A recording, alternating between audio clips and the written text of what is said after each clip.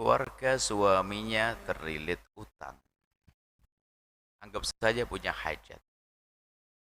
Kemudian sang suami, keluarga suami kekurangan lah anggap saja. Sementara dia sendiri dengan suaminya bukan orang yang cukup. Suaminya ingin berbagi 500.000. Saya pengen 200.000, kata perempuan, kata ibu tersebut. Apakah salah saya ini dengan cara semacam ini? Dari pertanyaan ini yang perlu kami cermati adalah merasa bersalahnya ibu ini yang hebat. Sekarang ada perempuan kok suaminya tuh dilarang bantu ibunya, nggak merasa salah ini perempuan.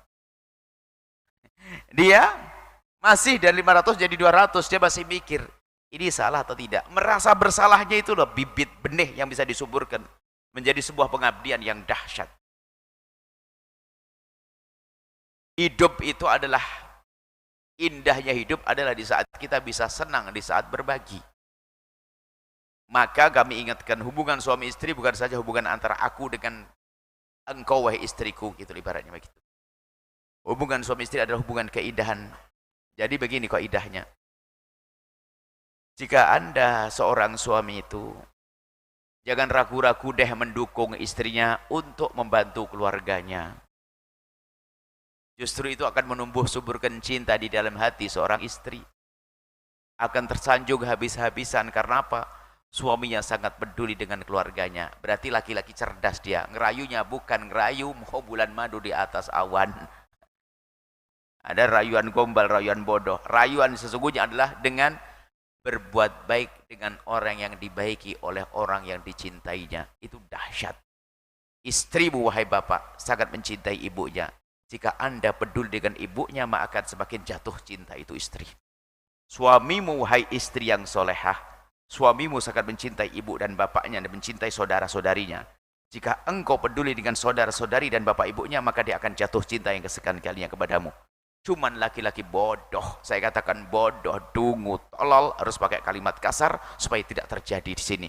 Yaitu suami yang di saat melihat istrinya berbuat baik dengan ibunya sendiri, dia marah, bahkan melarang. Atau seorang istri mengatakan, suamiku kalau membantu bapak ibunya nggak pernah ngomong saya. Itu yang bikin saya tidak senang. Bodoh juga. Terserah berbuat baik, yang penting nafkah sudah diberikan padamu. Wong dia, apalagi seorang suami itu tugasnya bukan beri nafkah kepada kita saja, banyak hal yang harus ditangani. Mungkin dia punya adik perempuan yang jatuh nafkahnya kepada dia karena dia fakir. Ibunya kalau fakir jatuh di suami. Makanya jangan jadi istri setengah iblis. Bukan Anda mah solehah semuanya, kau usah khawatir. Saya ngomong pada perempuan-perempuan yang aneh itu. Suaminya bantu bapak ibunya, cerewet dia. Makanya saya betul gemes dengan manusia. Maksudnya apa? Bagaimana dia cara menjalani hidup? Dia tidak ngerti cinta dia. Dia tidak ngerti bagaimana cinta, bercinta yang indah, tidak ngerti dia. Dan kalau dibiarkan akan runtuh itu rumah tangga. Ada seorang istri begitu, sampai mungkin saya nggak terimanya karena dia memberi ibunya nggak ngomong ke saya. Lu kenapa harus ngomong kepada kamu? Kalau ngomong ke kamu nggak boleh karena modelmu begitu. Ngomong sama kamu. Atau sebaliknya, ada seorang suami, seorang istri membantu ibunya. Kita ini di alam nyata pernah kejadian. Ada kepada saya seorang ibu lalu berkata, Bu ya, saya sudah diangkat jadi PNS. Tiba-tiba ngomong begitu, udah ada angin, ada apa. Memang kenapa Bu? Alhamdulillah saya sudah diangkat jadi PNS. Maksudnya Bu, saya sudah dapat gaji sendiri. Terus selama ini kan saya dapat jatah dari suami saya, sudah cukup alhamdulillah. Setelah saya dapat jadi PNS ini, gaji saya Bu ya, saya potong, kemudian saya berikan kepada ibu saya tanpa sepengetahuan suami saya. Apa boleh? Duit ibu sendiri kan? Iya Bu ya, gaji saya. Oke, Ibu, kalau itu duit-duitmu sendiri, kamu berikan kepada ibumu sendiri, ibunya janda, fakir. Jika kau berikan kepada ibumu sendiri, maka itu sah, biarpun tanpa sepengetahuan sang suami. Karena duitmu sendiri. Tapi kalau duit suami haram, tidak boleh, Anda dosa. Jika duitmu sendiri kau berikan tetangga juga boleh, kau berikan orang pinggir jalan juga boleh, apalagi diberikan kepada ibumu sendiri. Dia langsung sudah alhamdulillah, jadi saya tidak dosa bro. Katanya orang, istri kalau ngasih harus izin suami. Izin suami itu kalau duitnya suami.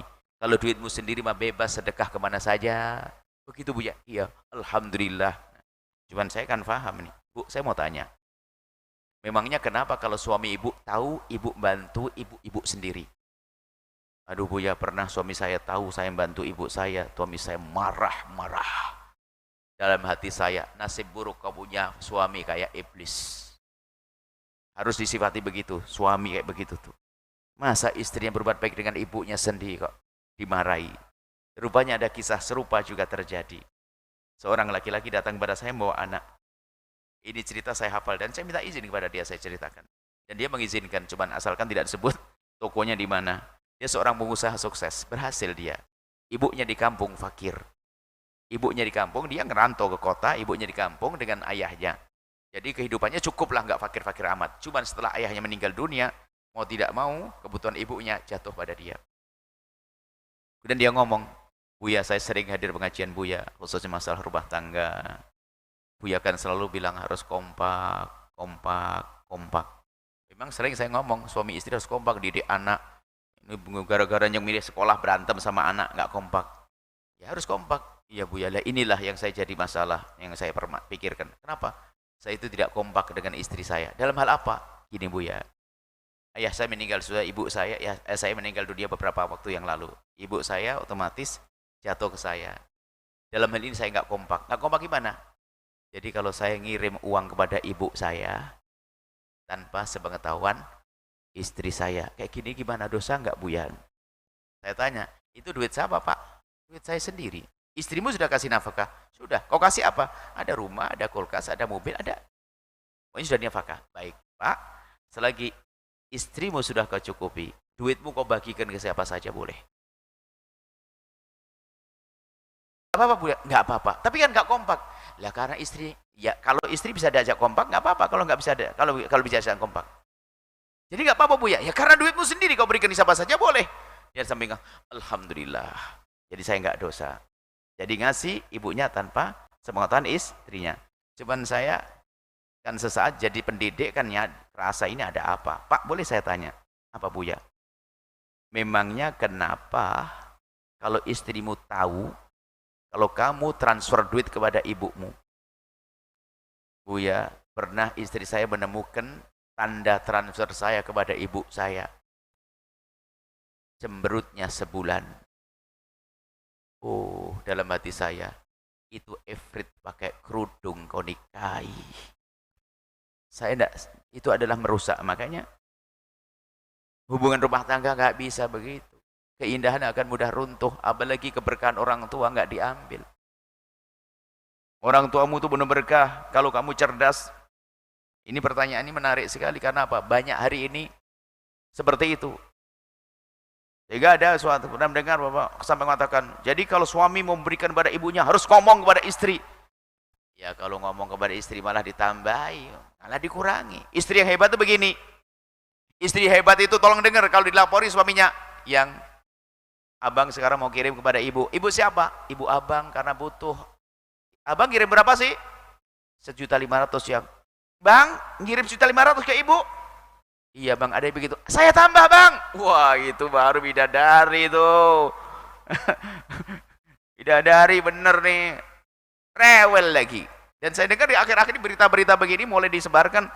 Harus ini, ngaco ini. Itu darah ibadah. Kan ini penting sekali ini. Keberkahan dari orang tua. Hei para suami, jika istrimu adalah orang yang baik dengan bapak ibunya, dia wanita solehah yang layak kau menanamkan benih dalam rahimnya. Akan tumbuh anak yang baik. Hei para istri yang solehah, jika suamimu adalah anak yang bisa bakti pada bapak ibunya, dia suami yang soleh, yang layak membuahimu dengan buah yang baik. Pegangi rumus ini, sudahlah. Adapun suamimu jika memberikan kepada ibunya tanpa sepengetahuanmu, nggak ada masalah. Memberikan ibunya, berarti memang dia ingin berbuat baik tanpa diketahui siapapun. Kenapa harus lapor kepada kamu, wahai istri? Yang penting kamu sudah cukupi, sama sebaliknya. Kecuali memang dalam irama mendidik penting. Suami kadang-kadang memberikan pada ibunya sendiri didik. Memberitahu itu sah untuk mendidik. Cuman kadang ada perlu dijaga. Ya karena mungkin ya melihat watak istrinya super pelit ya kan. Ada itu. Jadi macam-macam sebab. Intinya dukunglah pasanganmu untuk semakin baik kepada orang tuanya. Lah ada pun yang ditanyakan tadi, lah kalau bang di rumahmu tidak mampu, bermusyawarahlah, jangan egois. Di rumah banyak utang, dia membantu 500, ngutang lagi, istrinya bisa ngedumel. Istrinya masih baik 200, cuman istrinya harus janji dong. Sekarang boleh 200, nanti kalau sudah banyak rezeki lebih banyak lagi dong ngasihnya, kan gitu loh. Hanya masalah kebutuhan, bukan karena pelit. Saya lihat perempuan tersebut bukan karena pelit, karena memang keadaan di rumahnya seperti itu. Dan tanda perempuan itu baik apa? Dia merasa ini salah atau tidak. Itu poin yang saya rindukan dari setiap orang itu. Saya merasa salah, itu penting. Biarpun dia salah ngakui, kan biar yang nggak benar ngakui. Yang repot ini sudah istri pelit, masya Allah jago kredit biasanya begitu. Wah menyiksa orang suami. Bantu suami nggak pernah kredit di sana sini, tas kredit, mobil kredit. Sama suami begitu saja, sudah nggak kerja, ongkang-ongkang, istrinya bantu keluarganya nggak boleh, kerjanya marah, tidur, main kartu segala macam ya sih. Nggak, ini soleh-soleha semuanya. Ini penting sekali sisi ini, sengaja saya jawab panjang lebar karena apa? Banyak kerusakan rumah tangga gara-gara tidak ada berkah karena tidak punya bekti kepada orang tua. Wallahu a'lam bissawab.